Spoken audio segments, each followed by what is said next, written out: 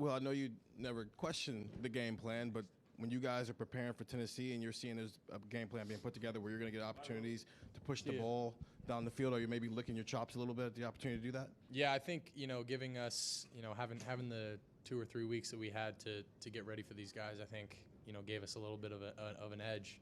And we were able to really break them down and figure out what we liked, what we didn't like, and figure out what we were doing well. And I think coming into this game, I was really fired up about the game plan, like more than usual. And I think the way that we were able to execute it, at the end of the day, it's how you execute it, man. Like I never go into a game like feeling bad about a game plan.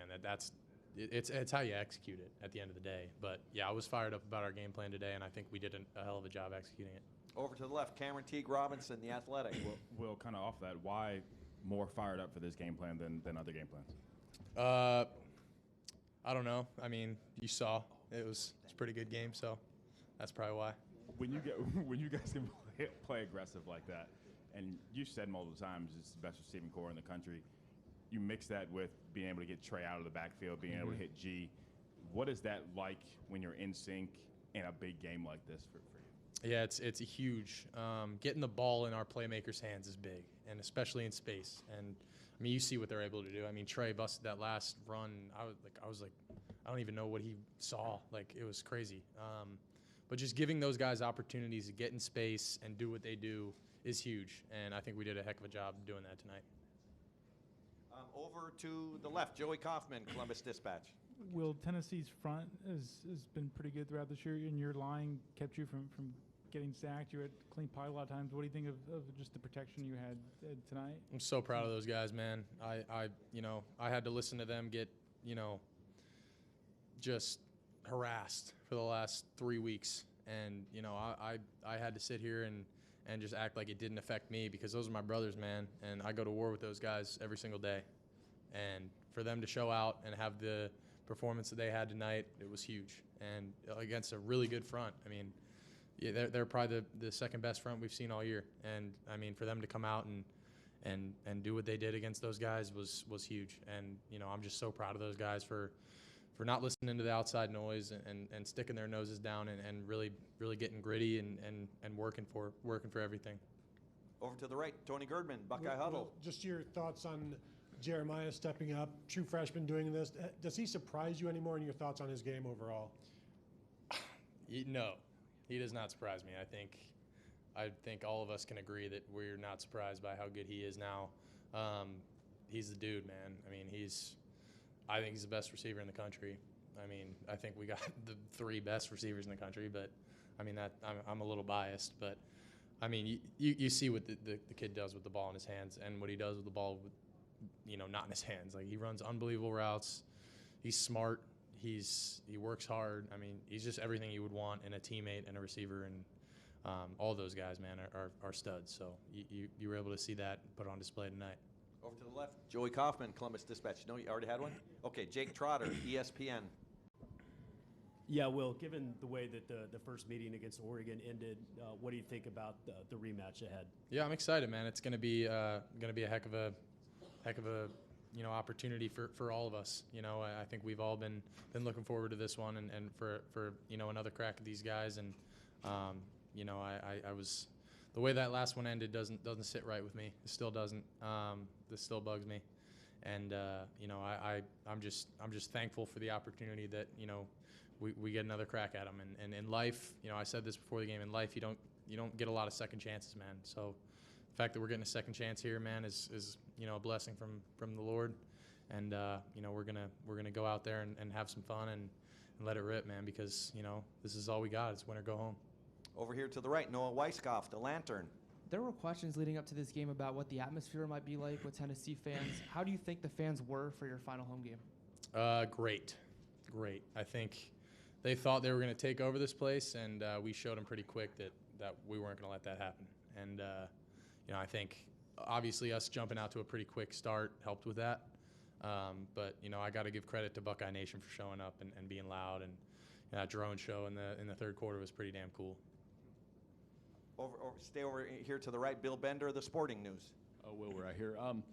you threw your arms up at the end of the first quarter, 3 touchdowns, 3 possessions. I mean, how much of that was frustration, like, released, and you guys just playing, like you said, executing the game plan? And, I mean, when you guys are playing that, clicking like that, I mean, kind of hard to stop you guys. Yeah, I mean, I don't know about frustration, but more excitement and, just, I was thrilled that we were, having the success that we had, but we were, far from done, and I think we showed that. Bill Rabinowitz, Columbus Dispatch. Actually, I didn't even ask Chip. Chip just volunteered it, that you were like finishing the plays in practice and in the game. Obviously, you're a fifth-year guy. You've been through it. But is that more as locked in as you've been? Where does that kind of come from, where you can finish the plays? I'd say that's I like to think that I can do that every week, and that's something that I try to get in my preparation. When we go in there and we install a bunch of stuff going into Tuesday, it's like, maybe I'm having to, because he's telling me the plays, and I'm trying to learn, like, this week, what is the verbiage going to be on this one? And, it really by like Thursday, I try to have them all down pat so where I can finish them. Literally, he starts it and I'm like, okay, I know what play this is. And especially just understanding the game too, knowing, hey, we're in the red zone, it's a third down. I know that we're going to call this. Or, there were times tonight where, there was a third down and I knew that we went into a certain personnel package and I knew what he was going to call. Like, that's just us being on the same page. And a lot of that has to do with, us, me trying to get in there and around those guys as much as I can be so that we're all on the same page, with what we're calling. And part of that's just my preparation. That's how I like to operate, man. I want to know the game plan inside and out and why we're doing what we're doing. And, I like to think my memory's pretty decent, so I like to try and memorize the plays.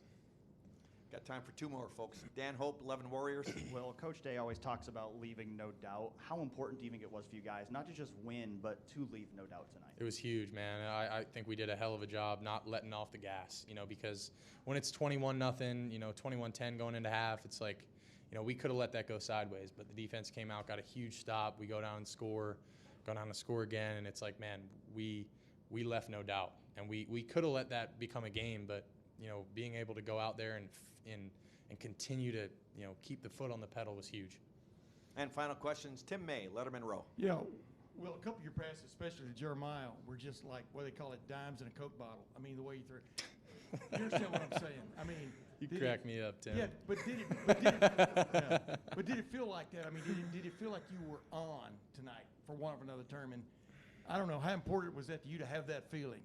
It's you kind of, as a quarterback, you kind of get into a rhythm and you kind of get into a flow state, and I felt like tonight we were able to get into that. And I feel like when I'm able to get some completions early, get the ball out of my hand, get the guys in space, and you catch a couple breaks. I mean, on that first drive, I get a face mask penalty on, probably should have thrown the wheel to Q, but you luck out and you got to catch a couple breaks. But once you're able to get that first down, get moving, you kind of get into that rhythm, and that rhythm is huge for me as a quarterback and really for an offense.